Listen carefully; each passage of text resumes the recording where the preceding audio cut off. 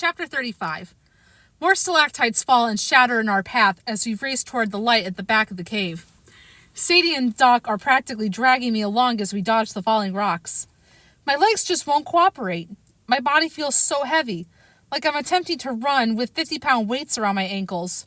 "Hurry! Hurry!" Travis cries. The light is closer, brighter. Suddenly we're back outside and blinded by sunlight. "The maze!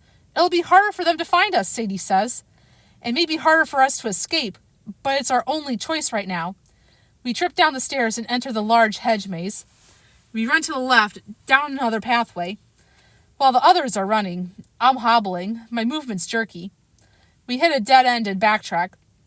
"I wish your dreams had us chilling on a beach, but with no sand because I hate it when it gets in between my toes," says Doc.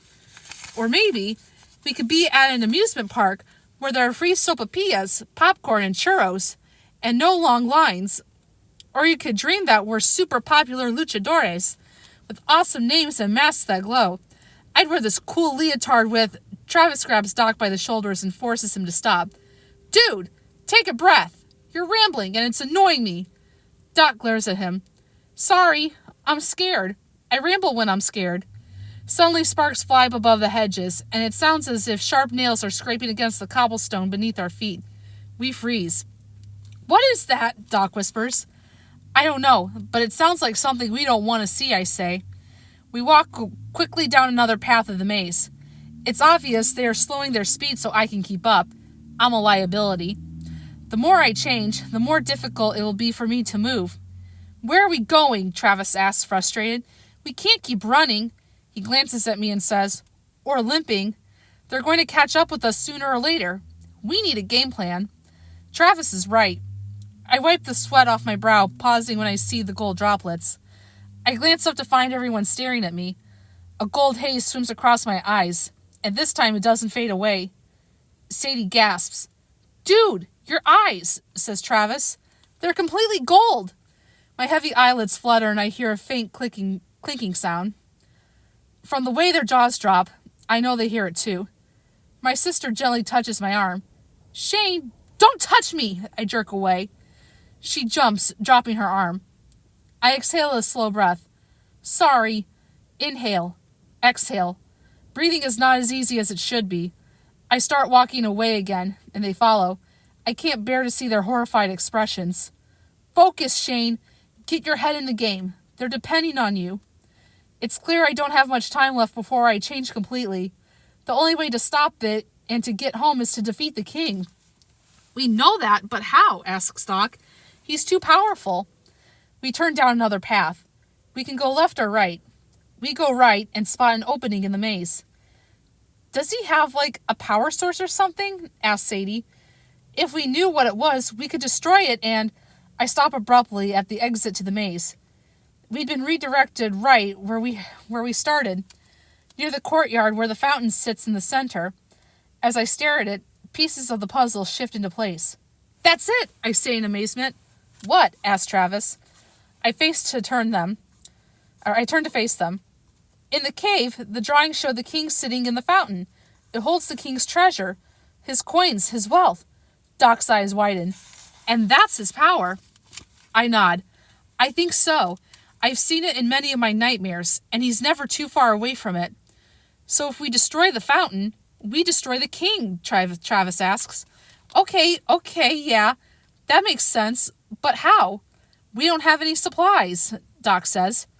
Travis glances at me. "Yeah, about that. Why don't you have supplies? You knew you had to battle the king. Instead of bringing in Doc and Sadie, why not bring in something useful?" Sadie and Doc glare at him. "I know that's an insult, but I'm more bothered by the fact that you have a point," Doc says, rearranging his broken glasses on his face. "I knew there was something flawed in this plan."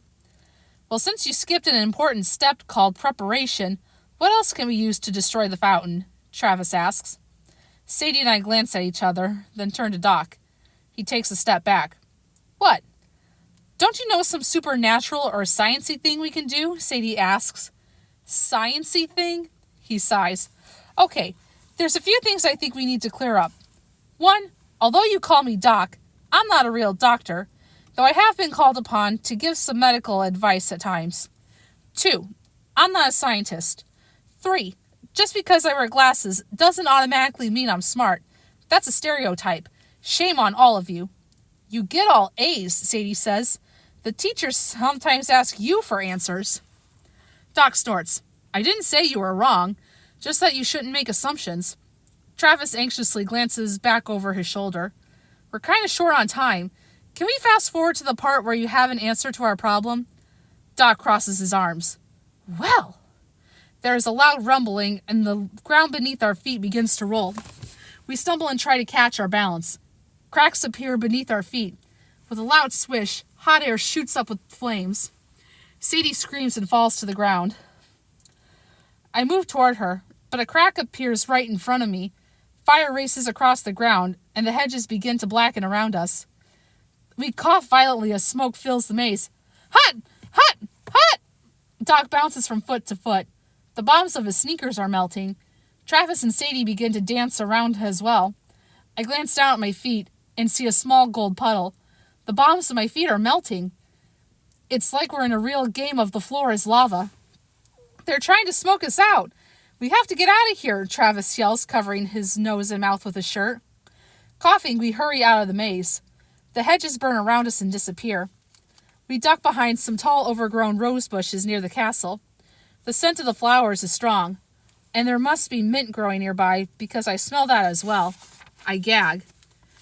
Well, now I know how we can destroy the fountain, Doc whispers hoarsely as he removes his glasses.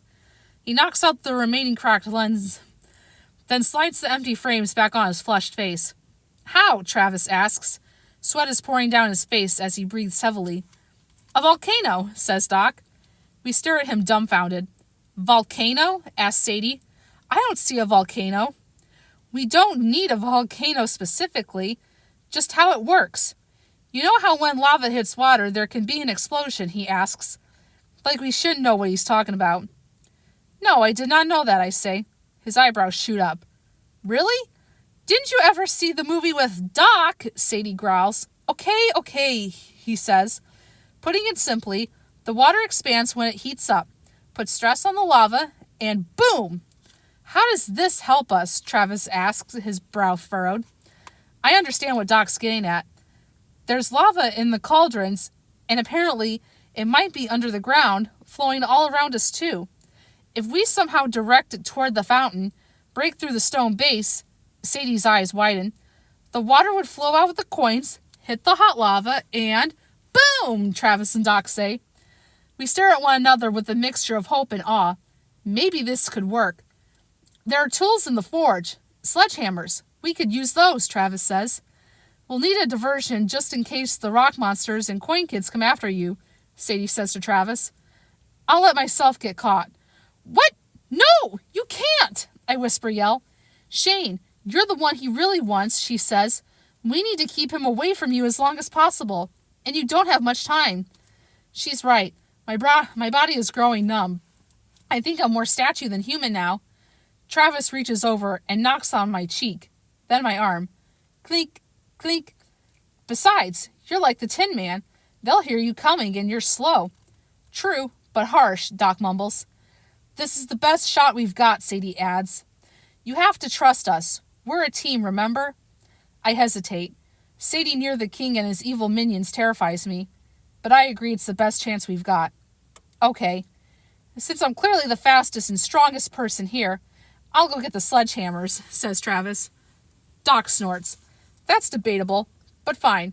What can I do? Take care of Shane, Sadie says.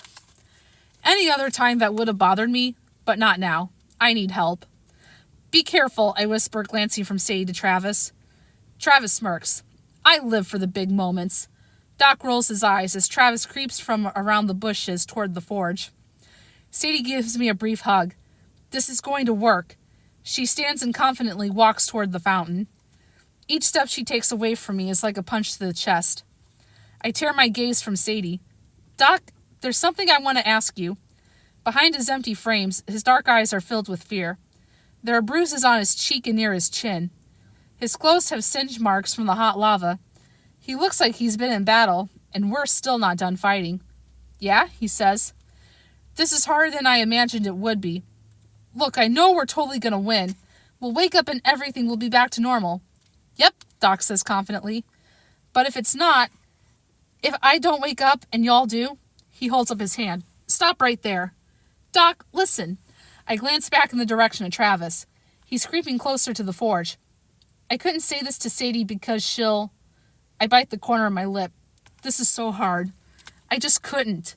He swallows hard, then nods. Okay, tell me what you couldn't say to Sadie. I watch my sister approach the fountain. She's being so brave. She's putting herself in danger for me. I'm gonna find some way to make sure all of you get home. And if I don't, I want you to know it's not Sadie's fault or yours. You did everything you could to help me. You had my back even when I treated you bad. If I forget everything else when I change, I'll never forget that, I say hoarsely. There should be no guilt. Doc sniffs and his face scrunches up like he's trying not to cry. I'm going to need you to take care of Sadie and help my folks understand what happened. They've been through a lot with me already, and it's going to be hard on them. Sadie's going to need somebody, a brother. And you are... I need you to stop with this verbal goodbye letter. It's wrecking me. I get it. If anything happens, which it won't, I'll take care of your family. I swallow the lump in my throat. Thanks. He nods and watches me closely. I've been wrong about a lot of things. This time I'm going to be right. I predicted the best week ever, and that's what's about to happen. Dude, what could be more epic than defeating an ancient, evil, corrupt king in a supernatural showdown in a terrifying nightmare world? It has all the elements of a perfect movie ending, and we're using science. We're living a sci-fi horror. Who saw that coming? My lips twitch. No one. Ever. Right? Now shh. He holds a finger up to his lips. I need to get into fight mode. We're getting ready to take down an evil king. He turns back to monitor Sadie's and Travis's progress. Again, I feel so foolish for not pulling him into this earlier. He's the coolest friend ever, and much better than I deserve. You're watching me, and it's getting creepy, he whispers. With a little smile, I turn back to watch Sadie. He's almost at the fountain, but I don't see the king. Hello! Here I am, Sadie says, glancing around. Come and get me! I jump when the king materializes out of nowhere before her. Done with your pointless hiding, the king asks my sister, sounding bored. You know, I had an associate who enjoyed the game hide and seek. I do not. Tell Shane to join us. I grow weary of his disobedience. The coin kids scramble from various directions and surround Sadie.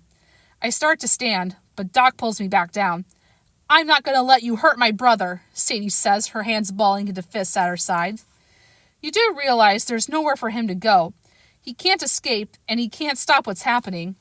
He's just making this hard on himself. And though I've enjoyed all the excitement, my patience has run out, the king yells. Flames flicker around his metallic, spiky head. Sadie jumps, then stands up straighter. Hey, let's talk about your creepy decor. I saw some of your artwork. So ugly and tacky. Who'd you hire to do that work? You need to get your money back. Doc and I suck in loud breaths. Sadie is the bravest person I know. This great big bad monster is threatening her, and she's showing no fear. The king smirks. Sadie, I like you. You'll fit right in with my treasure. Lightning flashes in the sky. It's an eerie effect given my tinted vision. There are gold streaks zigzagging across with the dark clouds. I have to go. I can't leave Sadie with him, I whispered desperately. He could hurt her. Wait, look! The remaining volcanic creatures are walking toward the fountain, abandoning the forge. Travis sneaks around the cauldrons, closer to the sledgehammers. I'll ask you once more. The king strolls closer to my sister. Where's Shane? I'm not telling you anything, Sadie says. You can't.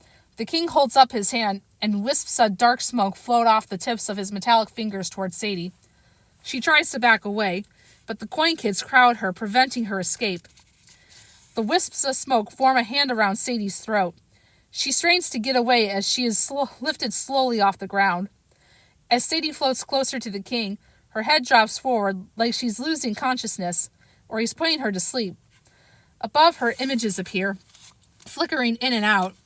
I see past moments of our lives from when we were younger. We're riding our bikes. We're eating dinner with our parents.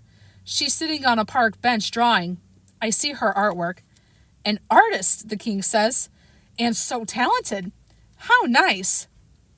The flames in his eyes blaze as he smirks, flashing his metallic teeth. Aw, you question your purpose, if you deserve to be happy, to be recognized for your artistic talent. You're plagued with guilt over the accident. You sacrifice for others, for Shane. You feel invisible, forgotten. You don't know how to fit in with your family. The king leans closer to Sadie so their faces are inches apart. It's all about Shane, isn't it? Even now, I chose him and not you. Poor Sadie. My stomach drops. Is that how Sadie feels? Forgotten? Ignored? Is that why she's been so hesitant to enter the art competitions lately? Because she feels guilty? Not worthy? Sadie whimpers and struggles to get free. Are you just your brother's keeper? The king asks. Or is there more to you? I can give you value. I can make you important. Stop! She whimpers as she hits the king's arm, struggling to break his hold. Let go! Thank you, Shane, the king calls out, laughing darkly. If you won't come join us, I'll have some fun with your sister. I jump up. No! Stop! Shane, wait! Doc whispers desperately as he tries to hold me back. I tug free of his grip and step from around the bush where we were hidden. On stiff legs, I limp toward the king and Sadie. I'm here! I'm here! Let her go! The king releases my sister abruptly. She falls to the ground, landing with a thud. Was that so hard? He says, wiping his hands across his pants as if his palms are dirty. Pity it took your sister's pain to get your attention. I stumble a little as I pass the coin kids, who appear ready to attack at any moment. My gaze lands on my coin. Her fish eyes are fixed on me, staring with evil glee as I move closer. The other coin kids scurry back near the statue kids, creating a path on either side of me. I keep an eye on the king as I reach Sadie and kneel next to her. Are you okay? She rubs her throat and coughs. You were supposed to stay hidden. I couldn't let him hurt you. I gently wipe tears from her cheeks. No more hiding. No more running. We end this now. I offer her my gold hand. She stares at it a moment before taking it in hers. We stand together. It's time to face the king. And join me for the next chapter, and we will see how they defeat the king.